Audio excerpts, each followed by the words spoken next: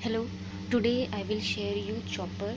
Chopper क्या होता है, इसका वर्किंग प्रिंसिपल, कंस्ट्रक्शन एंड इसका यूज़ हम क्यों करते हैं। सबसे पहले मैं आपको बताती हूँ इस चॉपर का यूज़ हम क्यों करते हैं। तो चॉपर का यूज़ हम करते हैं, जो हमारा फिक्स्ड डीसी होता है उसे कन्वर्ट करते हैं वेरिएबल डीसी में। इसका इसलिए हम यूज़ करते हैं, डीसी को डीसी में ही कन्वर्ट करते हैं, फिक्स डीसी को वेरिएबल डीसी में। अब देखते हैं इसका सिंबल। तो इसका सिंबल होता है कुछ इस तरह से। ये डीसी चॉपर का सिंबल है, जिसमें जो हमारा करंट है वो प्लस से माइनस इस तरह से फ्लो होता है। ये एक तरह का स्विच होता है, जिसे मतलब स्विच भी कहते हैं इसे। एग्ज़ाम में आप जो कॉम्पिटिटिव एग्ज़ाम है उसमें पूछा जा सकता है कि ये क्या होता है। तो ये एक तरह का स्विच भी होता है, और इसका जो यूज़ है हम फिक्स डीसी को वेरिएबल डीसी में कन्वर्ट करने के लिए करते हैं। अब देखिए इसका यूज़ हम कहाँ कहाँ करते हैं। तो इसका यूज़ हम जो हमारे मोसफेट होते हैं, दूसरा जीटीयू और थायरिस्टर और आईजीबीटी, इन सब जगहों पर हम यूज़ करते हैं। और ये एक तरह का सेमीकंडक्टर डिवाइस भी होता है।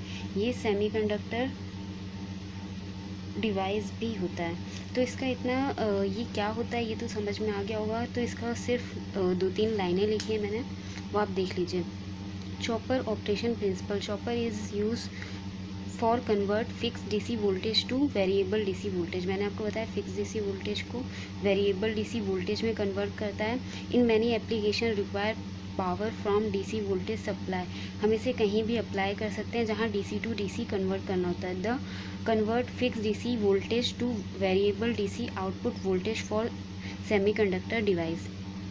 अब ये जो है power semiconductor device use for chopper circuit can be force communicated thyristor. मैंने आपको बताया थायरिस्टर में यूज़ करते हैं, पावर बीजीटी में यूज़ करते हैं, मोसफेट में करते हैं, जीटीओ और आईजीबीटी में इन सब चॉपर का हम यूज़ करते हैं। अब देखते हैं ये जो जो आपका चॉपर होता है वो मेनली 2 टाइप का होता है।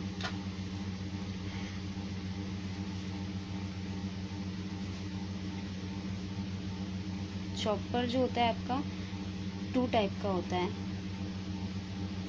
एक होता है एसी लिंक चॉपर और दूसरा होता है डीसी लिंक चॉपर। अब ये जो एसी लिंक चॉपर होता है उसकी 2 स्टेप होती हैं डीसी को डीसी में कन्वर्ट करने के लिए, ठीक है, फिक्स डीसी को वेरिएबल डीसी में कन्वर्ट करने के लिए। बस जो डीसी लिंक चॉपर होता है उसकी 1 स्टेप होती है डीसी को डीसी में कन्वर्ट करने के लिए। एग्ज़ाम में आपसे पूछा जा सकता है कि एसी लिंक चॉपर की कितनी स्टेप होती हैं। तो इसकी 2 स्टेप होती हैं और इस डीसी लिंक चॉपर की 1 स्टेप होती हैं। आइए देखते हैं एसी लिंक चॉपर क्या होता है।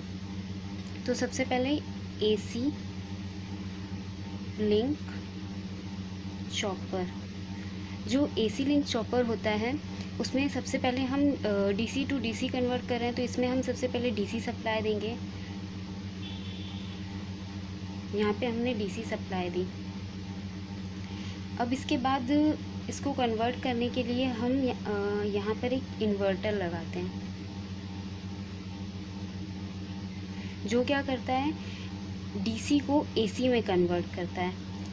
ये डीसी को एसी में कन्वर्ट करेगा।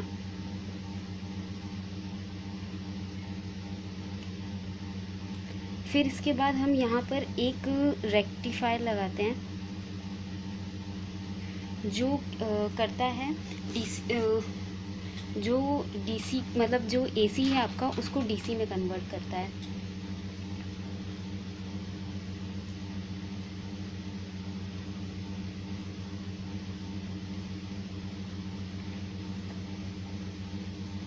तो ये हमारी डीसी की वो है वेव है, और ये एसी की वेव है।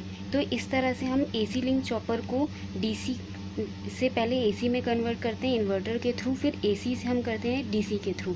बट ये जो हमारा एसी लिंक चॉपर होता है, इसका कंस्ट्रक्शन डायग्राम बड़ा होता है और ये बहुत कॉस्टली भी पड़ता है, क्योंकि इसका कंस्ट्रक्शन टाइम बड़ा होता है और इसमें हम 2 स्टेप में इसको कन्वर्ट करते हैं डीसी टू डीसी। तो ये हमारे लिए कॉस्टली होता है, सबसे पहले कॉस्टली होता है। और ये इसकी जो एफिशिएंसी होती है वो लेस एफिशिएंसी होती है, लेस एफिशिएंसी। और मैंने क्या बताया, ये बड़ा होता है, बुल्की होता है। तो ये था एसी लिंक चॉपर का। इसका यूज़ हम ज़्यादा नहीं करते हैं क्योंकि इसके डिसएडवांटेज है, ये लेस एफिशिएंसी होती है, कॉस्टली भी पड़ता है, इसलिए हम किसका यूज़ करते हैं, डीसी लिंक चॉपर का। अब देखते हैं डीसी लिंक चॉपर कैसे वर्क करता है। तो डीसी लिंक चॉपर, इसमें मैंने आपको बताया कि एक स्टेप में हम कन्वर्ट करते हैं। तो एक स्टेप में कन्वर्ट करने के लिए हम डीसी सप्लाई देते हैं सबसे पहले। ये हमारी डीसी की सप्लाई है, वेवफॉर्म है। उसके बाद हम इसको चॉपर के थ्रू क्या करते हैं, फिक्स डीसी को वेरिएबल डीसी में कन्वर्ट कर लेते हैं। अगेन हमें डीसी मिल जाता है। तो ये था इसकी process DC to DC convert करने की। तो इसका जो डायग्राम होता है वो बहुत ही मतलब ज़्यादा बड़ा नहीं होता, इसलिए, और ये बहुत ही फास्ट रिस्पॉन्स करता है, जल्दी बहुत ही फास्ट रिस्पॉन्ड करता है और स्मूथली हम इसे कंट्रोल भी कर सकते हैं। और ये एक तरह का स्टैटिक डिवाइस होती है, स्टैटिक डिवाइस होती है। और इसमें हम जो इसका यूज़ करते हैं वो हमारे जो ट्रॉली कार्स होती हैं, ट्रक्स होते हैं, उस जगह पर हम इसका यूज़ करते हैं, इस चॉपर का। और जो इसकी एफिशिएंसी होती है, एफिशिएंसी भी हाई होती है, हाई एफिशिएंसी। और जो इसकी कॉस्ट भी होती है वो लो कॉस्ट की होती है।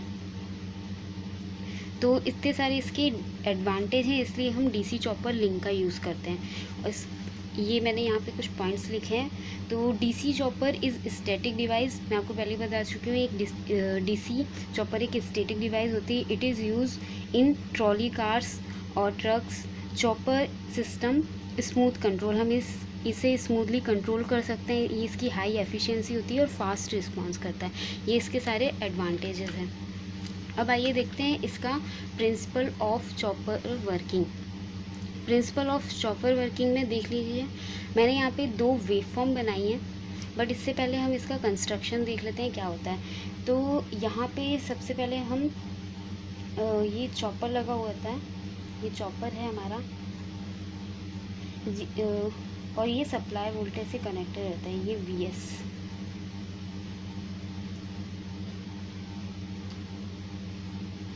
यहाँ पे हमारा डायोड लगा होता है,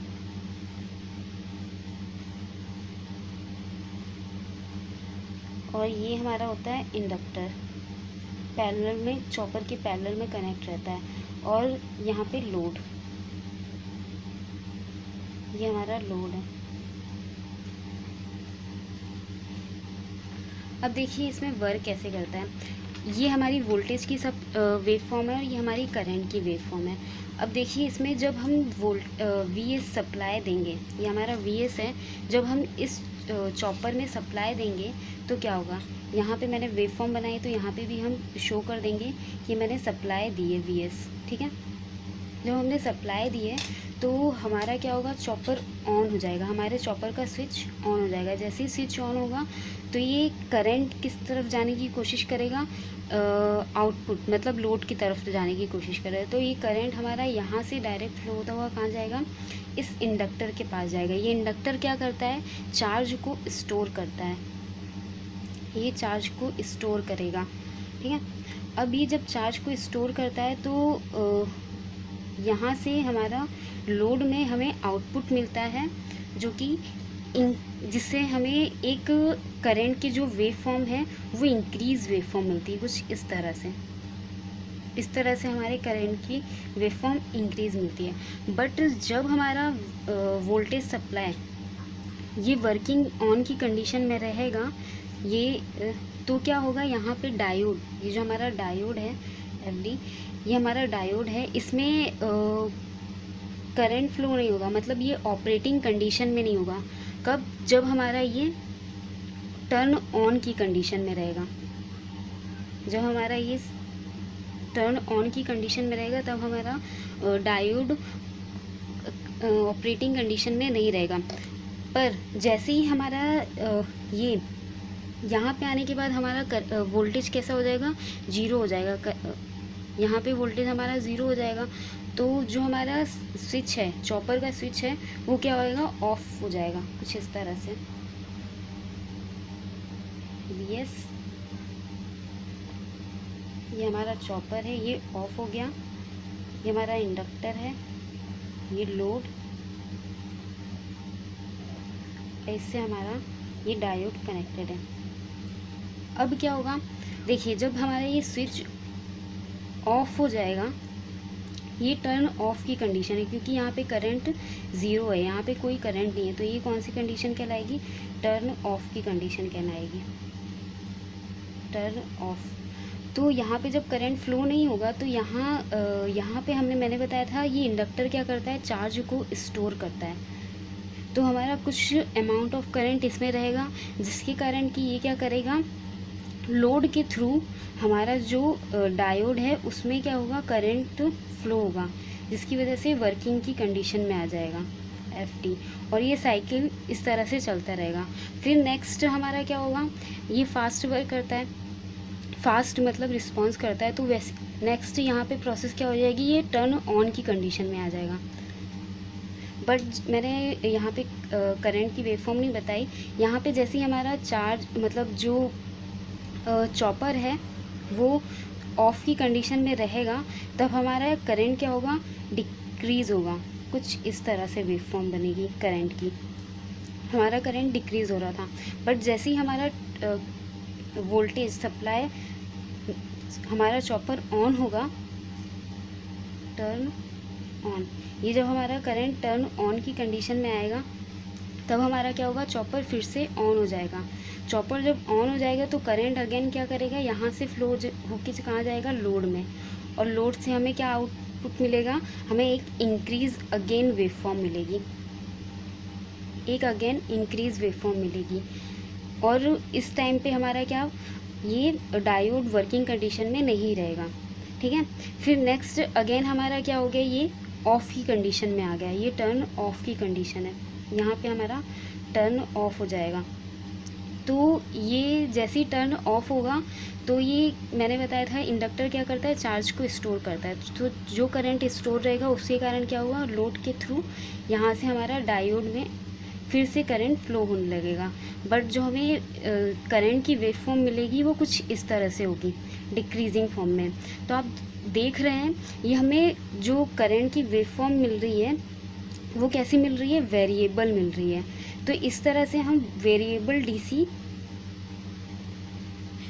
चॉपर से ले सकते हैं, मतलब फिक्स DC से हमें क्या मिलता है, वेरिएबल DC सप्लाई मिलती है। तो यही थी इसकी वर्किंग और इसका कंस्ट्रक्शन। अब एक चीज़ मैं आपको और बता दूं कि ये जो हमारा करंट है, पहले क्या था, मैक्सिमम हो रहा था और फिर क्या हो रहा है, I डॉट मिनिमम हो रहा है।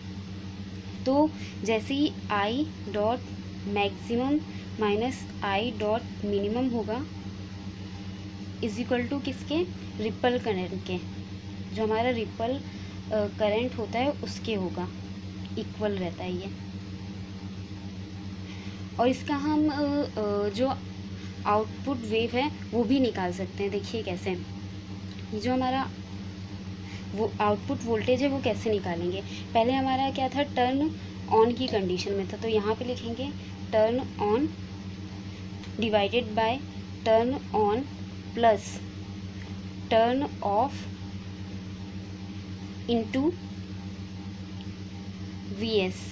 इस तरह से हम अपनी आउटपुट वोल्टेज निकाल सकते हैं। और एक और है इसका आउटपुट वोल्टेज निकालने का formula, turn on divided by T. T हमारा क्या है, टोटल टाइम, कितने टाइम में हमने किया, ये हमारा हो जाएगा टोटल टाइम इंटू, ये हमारा into V is equal to alpha V S.